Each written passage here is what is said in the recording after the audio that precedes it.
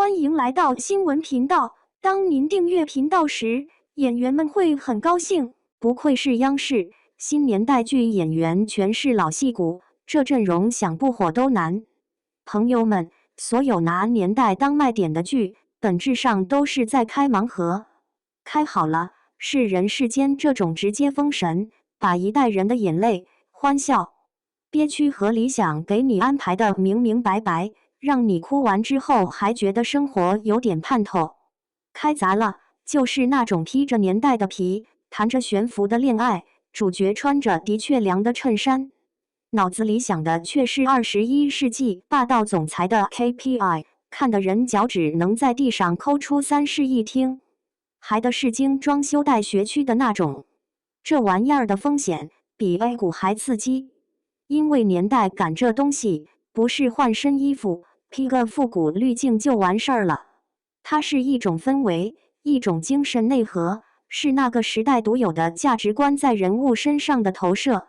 你的让观众相信这群人就活在那个喘口气都带着煤灰味儿，或者喇叭裤能扫大街的时代里。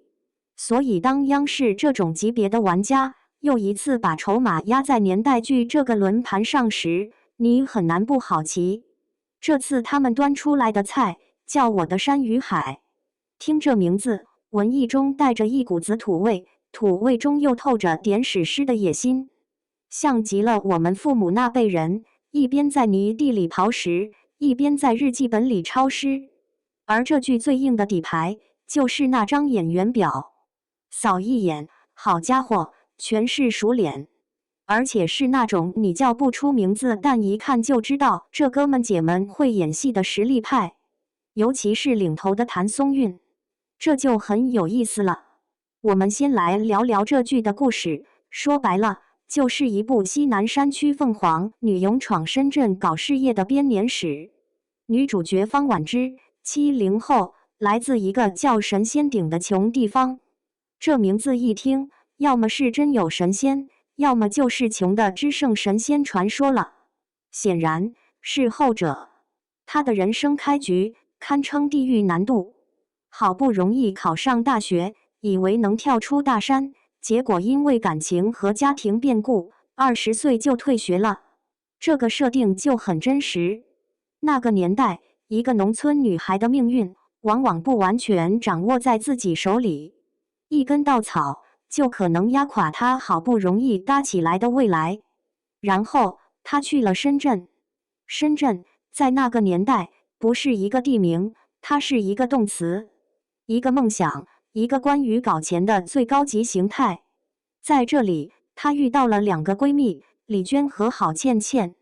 这3个人构成了那个时代南下打工女性的3种典型人格切片。李娟是搞钱第一的务实派，她的世界里没有那么多风花雪月，只有订单、客户和银行卡里不断增长的数字。她的人生信条是：爱情可以晚点到，但搞钱的班车错过一趟就再也挤不上了。这种人在任何时代都是活得最明白，也可能最累的。郝倩倩是浪漫主义的最后堡垒，她来深圳可能不是为了搞钱，而是为了搞一场轰轰烈烈的爱情。她把琼瑶小说里的情节当成人生剧本，结果大概率会被现实这台碎纸机撕得粉碎。它代表了那些被时代浪潮裹挟，却依然试图保留一丝个人幻想的人。而我们的女主角方婉之是最拧巴，也是最真实的一个。她始终在道德和欲望之间走钢丝。她想搞钱，因为穷怕了，但她又守着从大山里带出来的那一套朴素的道德观，觉得钱不能昧着良心赚。她渴望爱，但又无法接受把情感当成交易。这种内心的撕扯才是年代剧真正的看点。它不是让你看主角如何开金手指一路升级打怪，而是看一个普通人在时代的洪流里，为了守住自己那点人样，付出了多大的代价。然后更魔幻的部分来了，方婉之遇到了他的霸道总裁港商公子陈家明。如果这是偶像剧，接下来的剧情就是王子爱上灰姑娘，送包送车送资源，最后灰姑娘逆袭成女王，两人幸福的生活在一起。但我的山与海不是。陈家明这个角色充满了现代性的隐喻，他欣赏方婉之的坚韧和野性，就像欣赏一棵长在悬崖上的松树。但他对她的爱是带着一把园艺剪刀的，他想把她修剪成一个合格的伴侣。什么叫合格？就是谈吐要得体，穿着要名牌，社交要熟练，最好还能在生意上帮他。他是在投资，不是在恋爱。他看中的是方婉之这只潜力股，但他希望这只股票能按照他的预期走势来发展，甚至不惜动用资本的力量进行市值管理。而方知呢？他感激他的知遇之恩，毕竟在他最狼狈的时候，是这个男人给了他一个机会。但他无法接受这种情感上的物化，这就把一个爱情故事拔高到了一个关于自我和他者的哲学困境。我爱你，是爱你本身，还是爱你可能成为的样子？你爱我，是爱我这个人，还是爱我能给你带来的价值？这个冲突比家长里短、婆媳矛盾高级多了。他探讨的是，在资本和商业逻辑渗透一切的社会里，一个独立的女性如何定义自己的价值，如何守住自己灵魂的独立性。她最后的选择是离开这个想把她放进精美花瓶里的男人。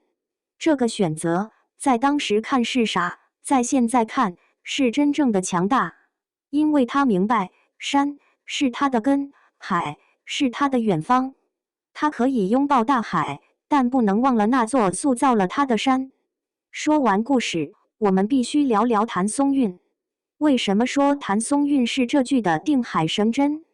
因为她身上有一种非常宝贵的钝感力。你看现在的很多年轻演员演戏跟做 PPT 似的，起承转合一板一眼，情绪精准，但就是假。他们太聪明了，把所有的技巧都摆在脸上，生怕观众看不出我在飙演技。谭松韵不一样，她演戏有一种笨拙的真诚。她演的方婉之是从大山里出来的，眼神里必然带着一丝怯懦和警惕，但更多的是未经打磨的倔强。这种气质不是靠化妆能画出来的，是演员自己对生活的理解。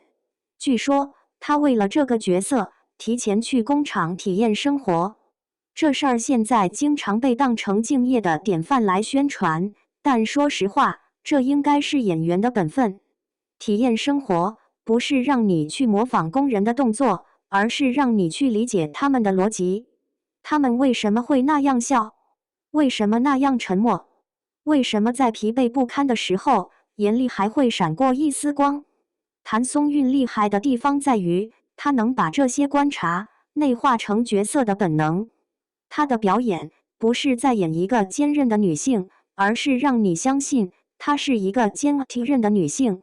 你看她在预告片里的眼神，从最初的迷茫，到后来的坚定，再到经历风雨后的沉静，那个层次感是靠细节堆出来的，不是靠瞪眼、嘶吼或者夸张的肢体动作。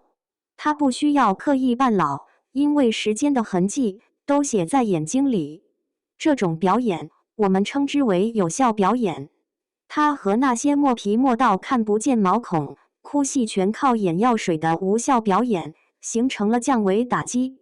还有那个饰演基层干部的演员，直接素颜出镜，脸上的斑点、皱纹都成了角色的一部分。这才叫对年代的尊重，对观众智商的尊重。当一群真正会演戏的演员去演绎一个真正有嚼头的故事时，那种化学反应是骗不了人的。最后扯两句，我的山与海想探讨的其实是一个终极问题：我们为何出发，又将去往何处？剧中那一代人，他们的山是贫瘠的故乡，他们的海是充满机遇的沿海城市。他们出走的理由很简单，就是为了活下去，活得好一点。而我们这一代人呢？我们的山可能是按部就班的稳定工作，是父母安排好的人生轨迹；我们的海可能是北上广深的格子间，是充满不确定性的创业风口，甚至是虚拟世界里的一个数字身份。我们漂泊的理由比上一代人复杂得多。我们不再仅仅为了生存，我们为了理想，为了自由，为了逃避，为了证明自己。这部剧就像一面镜子，透过方婉之们的挣扎，我们看到的是我们自己的影子。在道德和欲望之间，你怎么选？在安稳的山和汹涌的海之间，你怎么选？在成为别人眼中的合格品和坚持做自己之间，你怎么选？这剧要是真能把这些问题拍透了，那它就不仅仅是一部爆款预定，它可能会成为一部能够被记很久的作品，因为它触及了我们这个时代最核心的焦虑。我们都是一群离开山的人，在大海里奋力游泳，时常感到疲惫和迷茫，不知道彼岸在何方。也许看看别人的故事，能帮我们找到自己的答案，或者至少能让我们知道，在这片海里，我们不是一个人。